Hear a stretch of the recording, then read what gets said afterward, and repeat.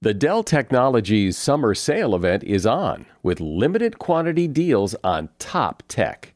Save on select PCs powered by the latest Intel Core processors, like thin and light XPS 13 laptops, Inspiron laptops, and 2-in-1s. Plus, get savings on select accessories, free shipping, and monthly payment options with Dell Preferred Account.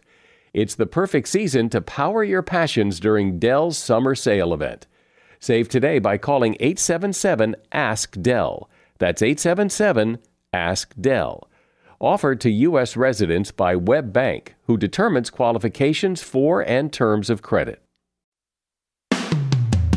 Today on Something You Should Know, why turning off your phone for 10 seconds is such a good idea. Then, if you want to ask for something and improve your chances of getting a yes, listen. I have the one ask formula, whether you want something personally or professionally. I've been doing this for 30 years. It applies to any ask of anyone of any age, living anywhere on the planet. It works. Also, why you particularly want to stay out of the hospital during the month of July. And ice. Ice is an entire industry. It's made a lot of people rich and made a star out of the ice cube. So the ice cube was a marketing ploy by a lot of companies to sell first ice boxes and then ice makers. They were a huge draw for owning an ice box. All this today on Something You Should Know. Hey, it's Mel Robbins. Let's cut to the chase. There is a change you want to make right now, but you're waiting to feel motivated. You don't need motivation. You've got me. You can change your life anytime you want. And when you're ready, the Mel Robbins Podcast is here to help you with inspiration and simple science-backed tools to help you create a better life. Listen to me, and you'll feel motivated, all right. Listen and follow the Mel Robbins Podcast on Apple Podcasts, Spotify, or wherever you listen to podcasts. Something you should know. Fascinating intel, the world's top experts, and practical advice you can use in your life. Today, Something You Should Know with Mike Carruthers. Hi, and welcome to Something You Should Know. We start today with a question. When was the last time you turned off your phone? I was thinking about that. I can't remember the last time I shut the whole thing down. It's always on. I charge it when it's on. But it turns out that shutting your phone down can help it run more smoothly by eliminating memory leaks. A memory leak occurs when an app requires a certain amount of memory in order to work, but then it fails to free up the memory when it's no longer needed. And that slows down your phone's performance and adds an additional drain on the battery. Shutting down your phone can also help solve network connectivity problems, because when you shut down and restart your phone, it forces your phone to disconnect and reconnect, establishing its communication with your network. Restarting your phone on a regular basis can also help clear away issues that can cause your phone to crash. So how often should you shut your phone down? Well, experts recommend you should shut it down at least once a week. After shutting it down, let it rest for a minute or two before starting it back up again. Not only will it help enhance your phone's performance, it's also incredibly beneficial for the battery. And that is something you should know. We all have to ask for things in life. And the bigger the ask, the harder it is. Whether you're asking for a job, or money, or help, or forgiveness, or for whatever. How you ask makes all the difference. So wouldn't it be great if there was a formula for asking for whatever it is you want that can increase the chances of getting a yes? Well, that's what Laura Fredericks is here to tell you. Laura is an attorney who trains and coaches people on how to ask. And she's pretty good at it, having raised more than $1 billion for nonprofits, businesses, and individuals. Laura has developed an approach that works for any ask. She's also author of a book called Hard Asks Made Easy: How to Get Exactly What You Want. Hey, Laura, welcome to Something You Should Know. Hi, Mike. How are you? I'm good, thank you. How are you? Excellent today. Excellent. So we've all heard the phrase, it can't hurt to ask. But sometimes asking is so hard, and I'm not sure why. We're afraid of what the answer will be. Why is asking so hard for people? Most people come up with, and I ask this question all the time, fear of rejection, don't want to hear no. And actually, that's not the reason. The number one reason why people don't ask is because they're afraid they're going to get a response that they won't know what to do with it. You've heard no since you were 2, right? I mean, we've all, heard things that really didn't sit well with us. Yes, it hurts. Yes, it stings. But the number one reason is that you don't want to have that deer in the headlights look. You don't want to be caught off guard. And that fear alone makes you hesitate to ask. Yeah. And it does seem that the bigger the ask, when there's more on the line, the harder it is to ask. It is and it isn't. Sometimes it can be something that may seem on the surface simple, like asking a friend for help or asking them to pick something up for you, asking for them to do you a favor. And that can be as emotionally laden as asking for $1 million gift or $1 million investment.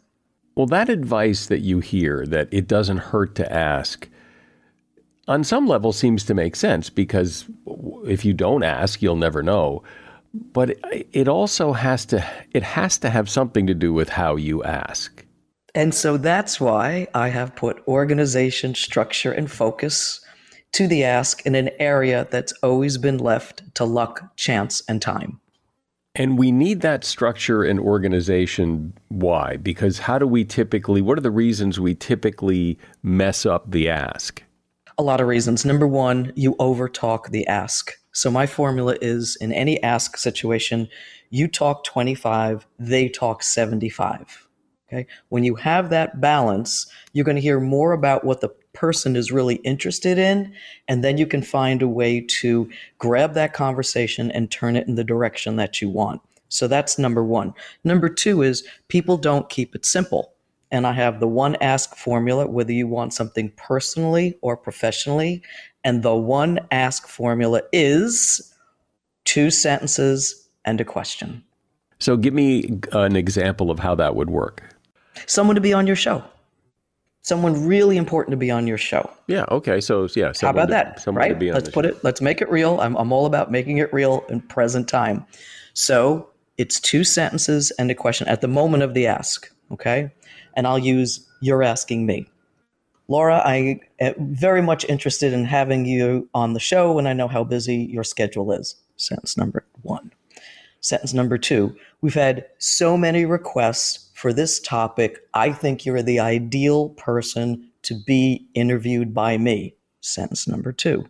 Number 3, would you be willing to be on my show Monday or Wednesday, 1 p.m.? Question. You let it, and you sit back. The next person to talk is you, not me. That prevents me keep saying, well, Mike, if you can't do it, I can do it Thursday. And you see what happens?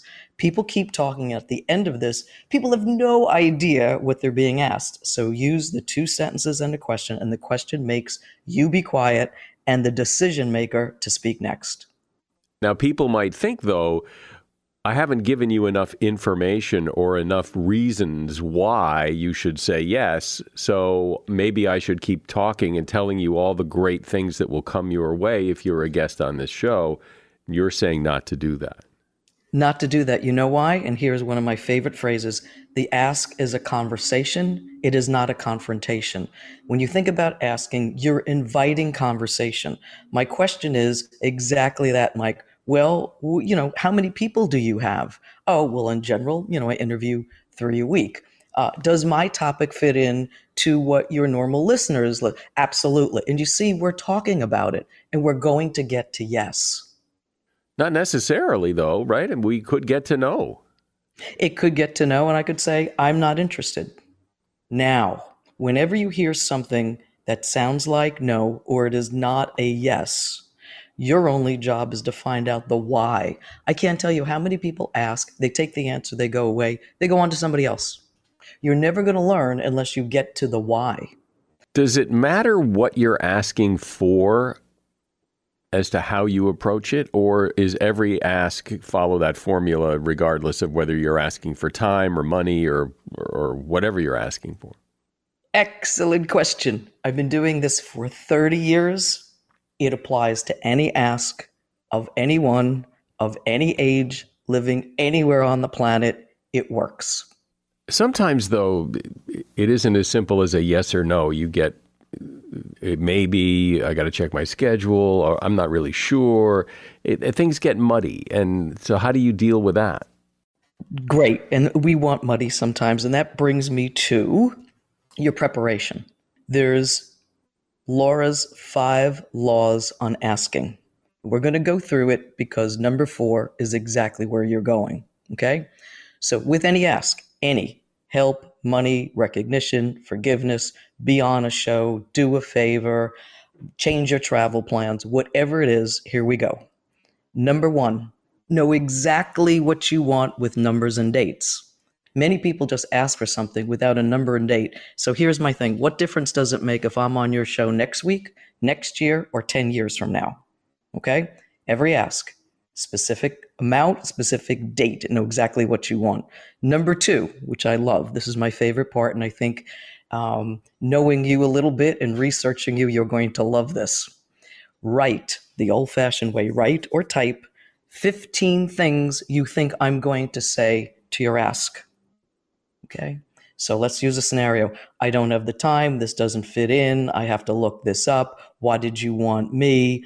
Who is coming before or after me? All the questions. That prevents the very first thing that we talked about, why people don't ask. They don't ask because they're afraid they're going to hear a response they're not prepared for. This prepares you. You write 15 things you think the person's going to say, and then 15 things you're going to say back to it. Now, people say this is a lot of time, a lot of work, but guess what? You have a list now. Number 3, Laura's favorite, it's time to shine, deliver with confidence. What you can't see, Mike, is that I'm standing up. I have a mirror in front of me to make sure that my head is perfectly aligned, my shoulders are back, my voice is strong, because more people say yes because the ask was made confidently. Okay? Number 4, we're getting to what you said. Clarify what you think you heard. Clarify what you think you heard. So you say back to me, like you said, the conversations get muddied. Well, I'm not sure. Maybe I have to think about this. It's really time and on and on. This is where it all falls apart. But you, the asker, has to bring it back home and say, Mike, I heard what you said. Can you share with me exactly what it is you're thinking about? I'm here to help you. Now we bring it right back and we find out exactly the thing that's preventing you from saying yes. And then the last step is plan your next move at the end of the ask. So let's say we find out it's time. I'm on a book tour and I can't do this until September. Good. What would you say? Okay, let's look at our joint calendars in September. Let's make it happen. And those are the 5 laws of asking. When it comes to money or valuables or things, it seems like those are the toughest. That's the toughest ask, to ask somebody for money. Yes or no? Or it depends on how you value money. I've known people who can brazenly ask for money. It doesn't matter. I know people that would rather swallow poison than ask for money. So what I say is, if you have a good relationship with money, money is easy to ask for. If you remember this one thing, it'll be easier to ask for money. When you ask for money, you are giving an opportunity. You are not taking something away. Paint that picture for me with an example. I'm not sure I follow. Well, I have, in my many careers in law and in philanthropy, I've raised quite a bit of money from a variety of people, nationally and internationally. Whenever I was asking money, either for an investment or for a charity or to help a friend out, I believed 100% that this cause was worthy or that the person or cause deserved it. So when you think about it, when you ask for money, you're not saying, I need your money and I need it now. What you're saying is, this is an opportunity that might interest you.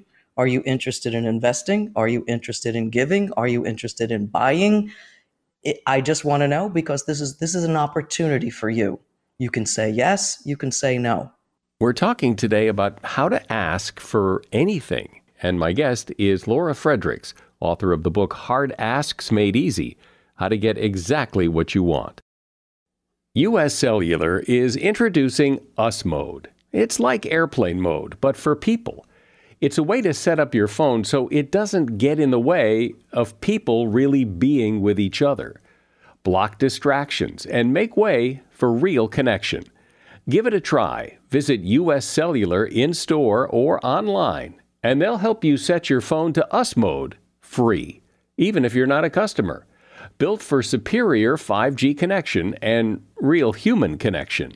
US Cellular, built for us. Find out more at uscellular.com/findus. So Laura, sometimes when you ask for something, I'm thinking, for example, of when you ask for a raise, you ask your boss for a raise, the answer is no, and then the reason is they hide behind, there's no money. If I give you a raise, I have to give everybody else a raise, but they give a reason. Is that a deal killer? Is that then no is no and that's it? Or can you do something with that? Let's say the boss says, no, can't do it this year. Totally out of the budget. Not happening. So I would come back and say, thank you, that's your decision today. Can we both revisit this in 3 months? There's always a way to keep the ask alive. Always. When you do what you just said and you try to keep the ask alive, what does that do inside the head of the person you're asking? Does that soften them up? Does that make it more likely? Does it push them the other way? No, you know what it does, Mike? It makes that person know how important this ask is. And I'm telling you, more people give to confident askers, and more people they give you a nebulous answer when they don't think it's really important to you. And so by saying, this is very important, so let's just take a look at this 3 months from now when a new budget cycle begins, that lets the person being asked know, gee, you know what? This is something that she really wants. She's pretty determined. Let's see where it goes. But if you're going to ask for a raise, if you're going to ask for money, I would imagine you would need to have some pretty good reasons why you deserve it. You do, but here's the catch. Don't over ask the ask. I've seen people come in with pages and pages of what they've accomplished on and on. That's good. I would put it down into 3 things because I believe in a conversation, the human brain can only remember 3 things, and that's all you want to focus them on. I would say I'd like to highlight my 2 top accomplishments and where I think we both can go for the company, for the organization next year. Now, that means you're present in what you've done and future forward, your additional things that you're going to do to help everyone and help the team. 3 things, just keep it to 3. Can we talk about asking simpler asks? Like when you ask your kids to clean up their room or you ask them to, these are not big life-changing events, but they can be very difficult conversations because you get pushback and, I'll do it later. And it's very frustrating. So, and whether it's kids or friends or just like little asks, but that they're still tough. And those can be very emotional. They can lead to fights. They can lead to not speaking. Yes, these are hard, very hard asks. But here's where structure is your friend. And I firmly believe, let's say, cleaning up your room, which is very difficult for someone to constantly, ask their children to do and on and on. But I have found, we've tested this out too, the kids like structure. So if you just tell them, before you go to school, I need these 3 things done. And before you go to bed, I need this 1 thing done. That's a lot better than this nebulous request of, you kids have to clean up your room, so let's get it done. What does that mean? I mean, think about it. These kids are probably somewhere in school somewhere, and they're probably getting instruction somewhere, and they're used to it. So I always say to parents, start small and build your success. So if it's just make your bed before you go to school, make your bed. Okay. If it's when you come home from school, straighten this up, but be specific, because I think everybody needs structure and embraces structure, including our little ones. Yeah. I think that is so important and so right on the money, because it's that clean your room. Well, what does that mean? You don't clean it the way I clean it. And does that mean I have to do the windows? And it doesn't tell you anything. And exactly. That kind of very specific make your bed or all your clothes have to be off the floor or whatever it is, I mean, that's something you can measure. You can, okay, you did what we said you were going to do. Exactly. And let's just take that one example to the max. Do you see the difference between being specific of the tasks you want versus I want a raise? Raise could be double my salary, triple my salary. And the other thing about raises, I got to get back to this, do not give percentages. When you say to your boss, I want 10% more, do you really think your boss knows in that moment the exact numerical amount you're making that day? They don't. Be specific number. So where else do you find people either struggle with or make mistakes when they do these asks in life that make things fall apart? Relationships. I think this is, especially coming out of that period we don't even want to mention, during COVID, this actually began the focus of me doing Hard Ass Made Easy, because people were coming to me with very tough ass. How do I leave my husband? How do I tell my kids it's time to get out of the house? How do I tell my significant other I want more time, less time, no time, or I cannot stand their relatives? I mean, really heavy asks here. So I think to date, these have become the hardest and the most emotionally laden ones naturally. But again, structure is your friend. Bring it back to structure. I mean, you can't say, we don't spend enough time together. Okay, that's good. But what does time look like to you?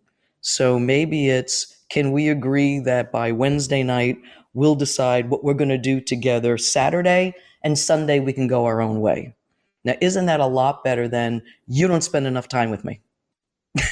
And then the fights begin. So I find the hardest ass to date in the relationship sector.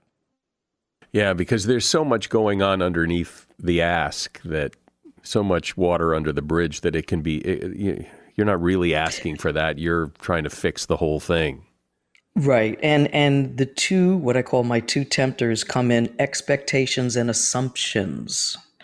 We assume that the person's going to know by our look, by our whatever, by our demeanor, by our scarceness that, things aren't good. Well, hadn't you noticed that I did? Assumptions, they're a killer. The second is expectations. Well, I clean the whole house. I expect you to do it next week without saying a word. And so you got to really push back those expectations and assumptions, and just, this is so much easier if you just say, rather than, I need some help around the house, can we sit down and talk about how we can divide up things that need to be done in the house? I noted, sentence number one. Sentence number two, I noticed that you'd rather, take out the garbage, straighten this out, and I can do these other things. Sentence number two, and question, does this seem right to you, or what else do we need to talk about? Now look at all the structure, and you just push away the emotions. Now, I'm not saying it's going to solve everything, and I'm not saying, but at least you're at the jumping point of what you need to resolve. And that's what this is all about.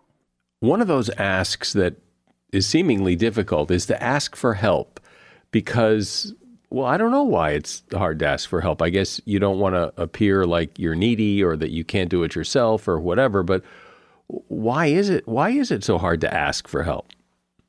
All those reasons you said. Most people feel I should be able to do it myself. I hear that all over, right? I should figure this out. I should know. I'm a smart person.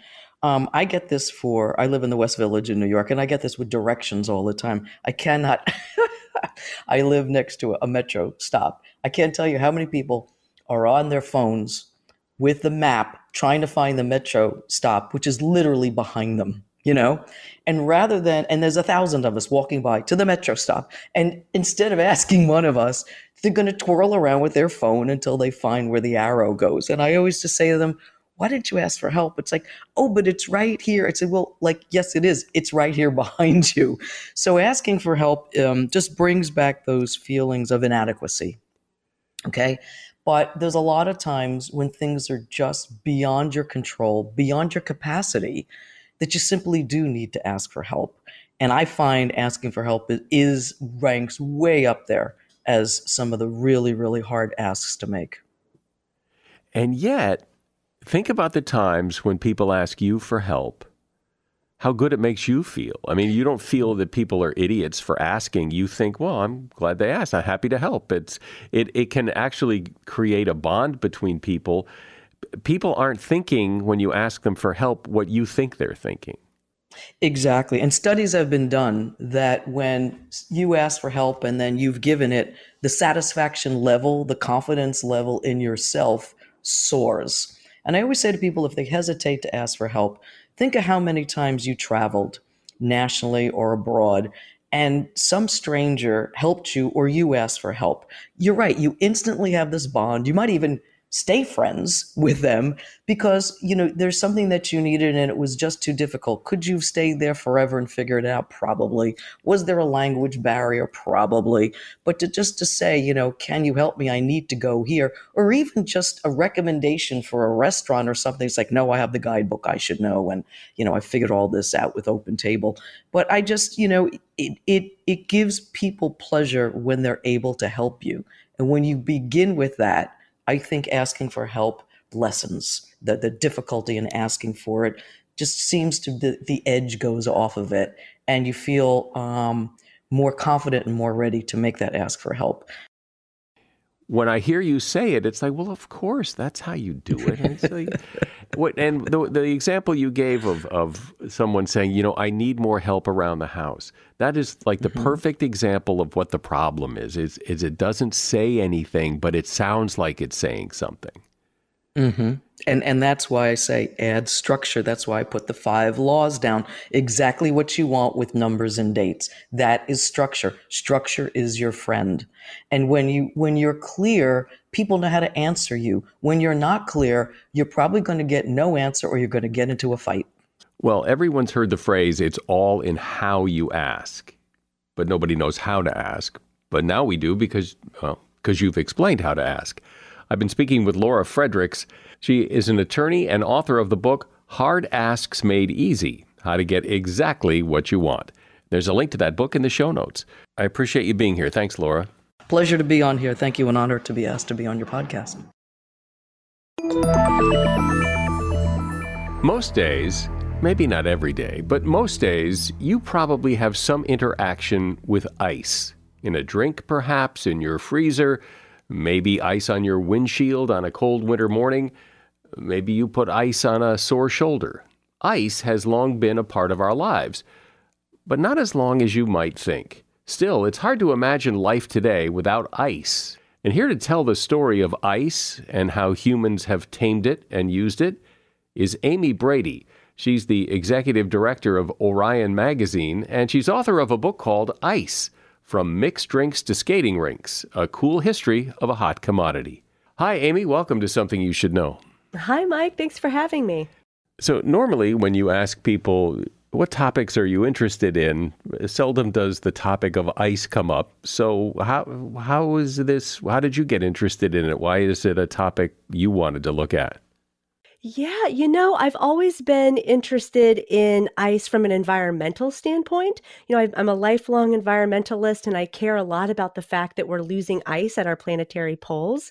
But I didn't start thinking about ice on demand and how this country, America, became so obsessed with ice until about 5 years ago when we were experiencing this brutal heat wave. And the heat wave was so bad, it knocked out the power to my parents' house, and I was visiting them at the time.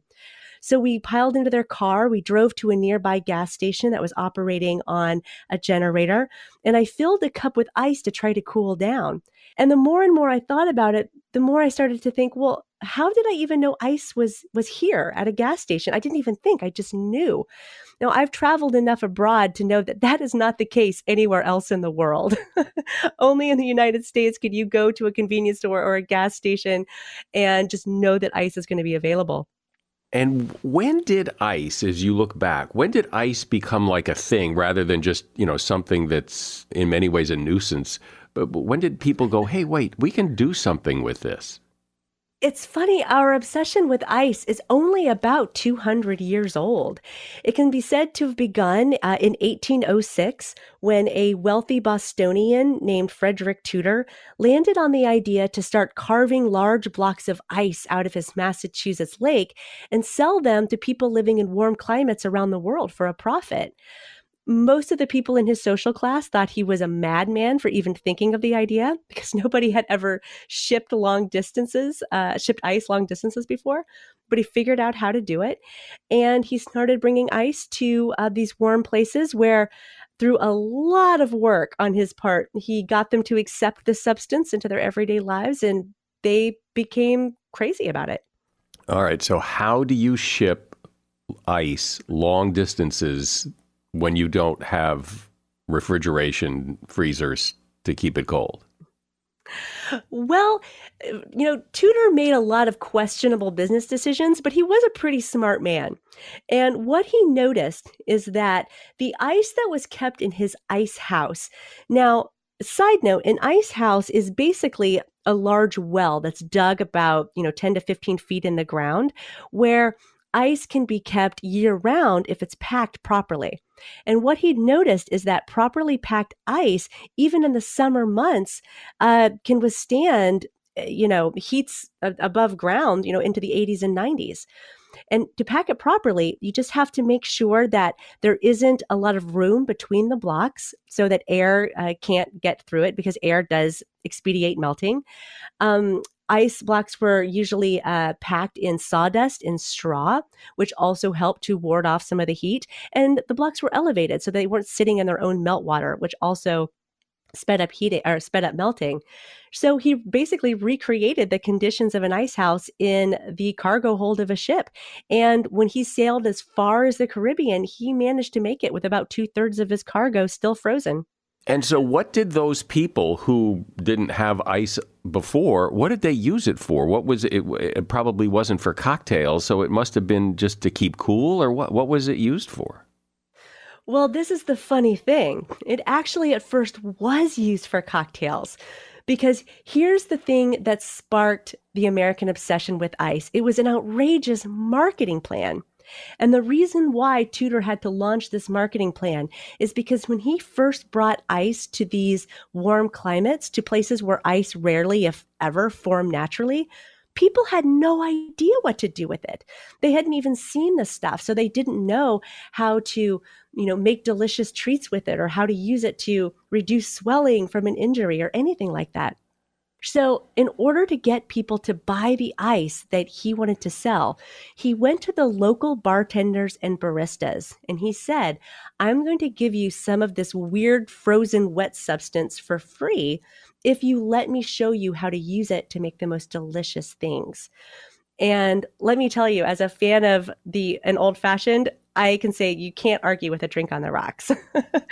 And neither could most of the people who tried a cold cocktail for the very first time. People went wild for it. And as soon as the bartenders saw that, they went back to him to ask for more ice. And this time, Tudor sold it to them at an ever steepening price. And so Tudor basically created, some of the first, or helped to create some of the first fancy cocktails in the United States. So when did, or what was the next big moment in the history of ice that besides that guy that shipped it? So what happened next that made it, help to cement this whole thing? Then the next big thing was the invention of mechanically made ice. And that also has a really strange origin story. The first person to develop an ice machine was a doctor named John Gorey, who lived in Apalachicola, Florida, which was this tiny port town off the Gulf Coast. And the reason why he wanted to make ice was because he wanted to cure yellow fever. Now, yellow fever was a disease that ravaged the American South every single year. And doctors back then didn't know that it was caused by mosquito bites. All Gorey knew is that yellow fever got worse in the hot months and it started to wane in fall and winter. And so he thought, if I can make a patient's body mimic the cycle of the seasons, maybe I can cure yellow fever. The only thing is that the only way he knew to cure or to make people's bodies colder was with ice. And in 1820s Florida, the ice trade was brand new. Ice was still hard to come by, and it was very expensive. It was referred to by white gold by some locals because of how pricey it was. And Gorey, despite being a doctor, didn't have a lot of money. So he knew if he wanted to get enough ice to help his patients, he had to learn to make it himself. So kind of thinking about the laws of physics that he learned during his medical school days, he finally, after years of failure, figured out how to make a compressor that can produce ice. And the kind of funny but also sad part of this story is that Gorey thought when he would announce his invention to the world, the response would be, uproarious joy and gratitude. But instead, he was met with cries of blasphemy. People saying, "How dare you create ice? Man can't create ice. Only God can create ice." And Gorey actually died relatively young and penniless with his reputation in tatters. So the idea of drinks with ice in them, soda, cocktails, when was that? When did that? I mean, because all of this seems to be a relatively short period of time. Yeah, all of this really happened kind of in the last 200 years. So, I mean, there is evidence that people were mixing ice with, alcoholic spirits, hundreds and hundreds of years ago. Tudor likely did it himself in Massachusetts. But what really launched kind of the idea of the classic American cocktail happened in the 1820s when Tudor brought ice to New Orleans. New Orleans was the first city that Tudor set his eyes on to become an ice city. And that was partly because of the climate. That was also partly because of where it was located, with access to ports for shipping. But it was also because of the culture there. There was so much happening. It was this transformative moment that was going on in New Orleans at this time, with people there from, French Creole and Spain and Africa. And, this was in a time when musicians were getting more bold with their musical choices that would eventually give birth to jazz. And so when he arrived there, he went to the bartenders and said, "I'm going to show you how to make cold drinks with ice." And not only did the bartenders allow him to do that, but then they ran with the idea. Because this was already a cradle of innovation, they were ready immediately to start experimenting with different sizes and shapes of ice, to make all different types of flavors and textures. And, by the 1860s, we are starting to see the first celebrity bartenders in America who are, making drinks named after themselves because they're so popular. Are there any examples of industries that have been transformed or changed or even born because of ice?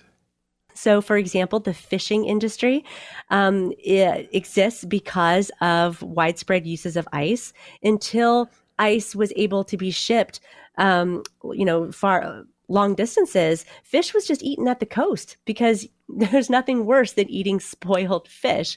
And but with ice, fish could be packed in ice and traveled and shipped long distances. So the fish industry is one example. The brewery industry is another great example.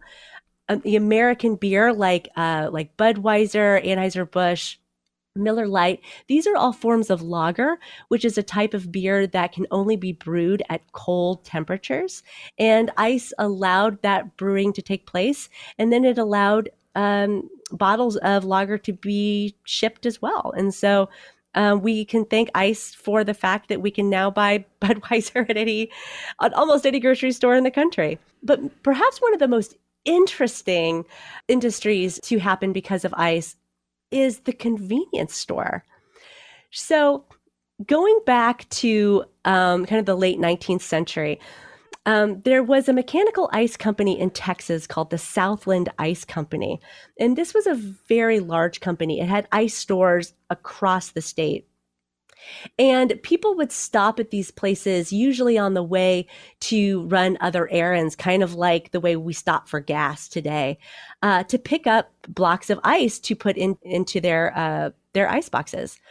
Well, one of the managers of one of these ice stores noticed that some of his clients complained about how they had forgotten a household staple like milk or bread.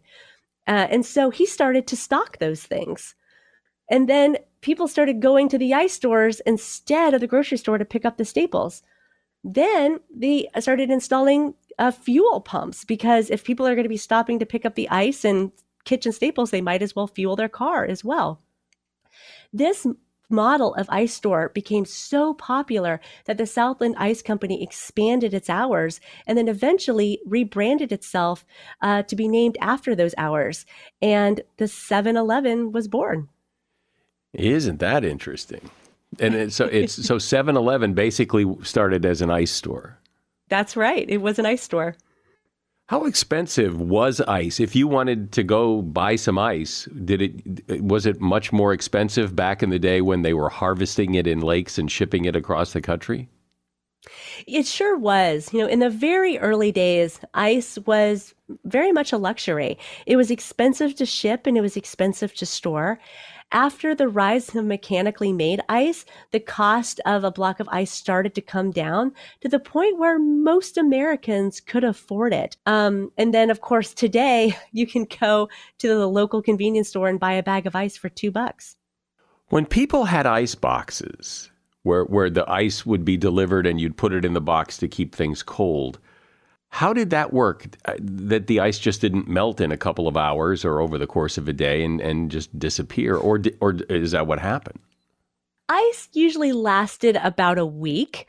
So ice boxes were, kind of small wooden boxes that were lined with tin. And the early ones weren't very great, but like anything else with time, technological advances made them a bit better. And so, by time we're in the late 19th, early 20th century, they're pretty much airtight. And the ice, would last for about a week. The ice was usually stored in an upper compartment of an ice box, and there was a hole in the bottom of that compartment so that the cold air would kind of snake its way through into the bottom compartment where people would store their perishables like milk and meats and fruits and vegetables and the like. What about the ice cube? Where did that come from? Whose idea was that to create a ice in these little cubes? Yeah, so the ice cube was a marketing ploy by a lot of companies to sell first ice boxes and then ice makers. And I thought was really interesting in my research is that a lot of early manufacturers of ice boxes sold not just the trays that people would freeze ice cubes in, but also recipe books with quote unquote recipes for how to make interesting ice. And all of these recipes would involve things like freezing unusual things in the ice cubes or using coffee or juice instead of water. But they were a huge draw for owning an ice box, being able to have these tiny little cubes that you could pop out of metal trays. They eventually became rubber and plastic to put in your drink and cool down on a hot day. And then somebody came up with like shaved ice. Shaved ice in some ways, goes all the way back at least into the 19th century, the early 19th century, when bartenders were experimenting with how to make interesting drinks, because shaved ice has a lot of surface area, it dilutes quickly, and so it was really good in cold, boozy drinks. As you look at the evolution of ice and how we've used ice, what part of the story do you find particularly fascinating? To my mind, one of the most interesting aspects of the history of ice is actually the phenomenon of the Iceman. The Iceman doesn't exist anymore because we don't get ice delivered to our houses. But in the late 19th, early 20th century, when the ice industry was at its peak, in order to get ice from the ice manufacturers or ice harvesters into people's homes, it required this strong, burly man who was willing to drive blocks of ice to a person's home. And these blocks were like 50 pounds each. Pick that block up with a pair of tongs, sometimes toss a second 50-pound block over his shoulder with a burlap sack, and then hike up 6 flights of stairs to a person's apartment before putting that ice into someone's ice box. It's really an incredible job, and they were ubiquitous and they were everywhere. And they were the subject of song and story. I was amazed when I was doing research on the Iceman at how many songs from this time period had lyrics involving a woman stealing a kiss from the Iceman, and how many Valentine's Day cards I found that had puns based on the Iceman. And I was trying to think about this, like why did America have this romantic fascination with the Iceman of all things? And then the more I thought about it, the more I realized of all the delivery men of the day, right? So there was the milkman, there was the mailman. The Iceman was the only one to cross that forbidden threshold and enter into the home. And he was often home alone with the wife when the husband was out at work. And so rumors started to fly.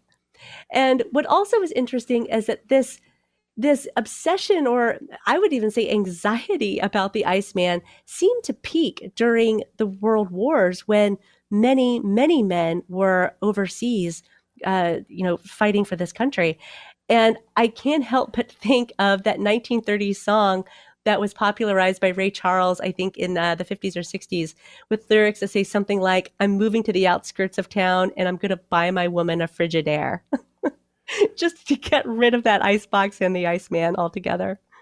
Well, when you think about it, ice is one of those things that we take for granted. But boy, if we didn't have it, life sure would be different. So it's interesting to hear the story, the evolution of ice and how we've tamed it. I've been speaking with Amy Brady. She is executive director of Orion Magazine, and the name of her book is Ice, From Mixed Drinks to Skating Rinks, A Cool History of a Hot Commodity. And there's a link to that book in the show notes. Appreciate it. Thanks for coming on, Amy. Well, thank you so much. I really appreciate this. Have you heard of the July effect? It's this idea that hospitals are somehow deadlier in July for patients than any other month. And there does seem to be something to it. July is the time when new doctors graduate medical school and start their hospital residencies. In addition, the previous year's interns and junior residents move on, assuming new responsibilities. So these new medical students, even though they have received a rigorous education, can sometimes lack the experience required to make sound medical decisions. Furthermore, doctors in training are often sleep deprived, which can increase the risk of medical mistakes. There have been several studies that lend credence to the July effect. One of them was a study published in the Journal of General Internal Medicine that reported a 10% spike in fatal medication errors during July, and that was attributed in part to changes associated with the arrival of new medical residents. So it's a good idea to avoid the hospital anytime, but July in particular may be a good time to stay away.